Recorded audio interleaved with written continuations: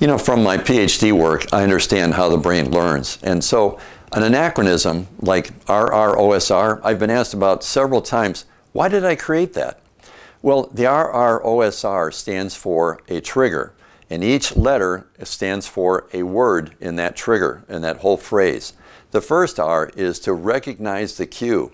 A top performer is highly aware of what cue to look for, whether you're bowling or playing golf or writing a novel. You understand how to receive the cue. Now, whether it could be through a visual or a verbal cue or a kinesthetic cue, which is how you might feel the pressure, like in swimming, sort of thing. The next one is you have to receive the cue. So that requires you to have the nervous system and structure to take in the stimulus. So that requires you to use all of your senses. And in the case of Albert Einstein, he used multisensory learning. He would imagine something in another modality, such as taste or smell, and that would trigger the whole action of what he was trying to recall. So the O then stands for organizing it. The brain takes the information in, but then it has to organize it, sort of like the switching yard in a freight yard with freight trains.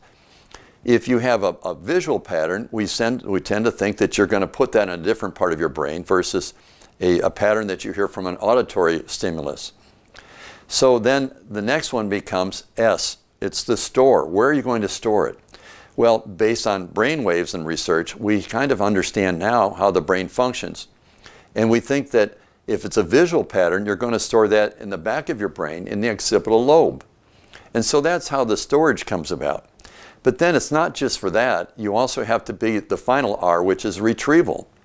And if you're a top performer, you do all these things in order. It's a sequence, and it's a RROSR, and then you remind yourself of that. So then you retrieve it. And in a snap, the top performer responds to the cue before an average person would say, oh, see, what do I do next? Oh, I don't know. Well, that person knows. It's in the top of mind awareness. They respond immediately. And when you can do that, that's what really defines you as a top performer.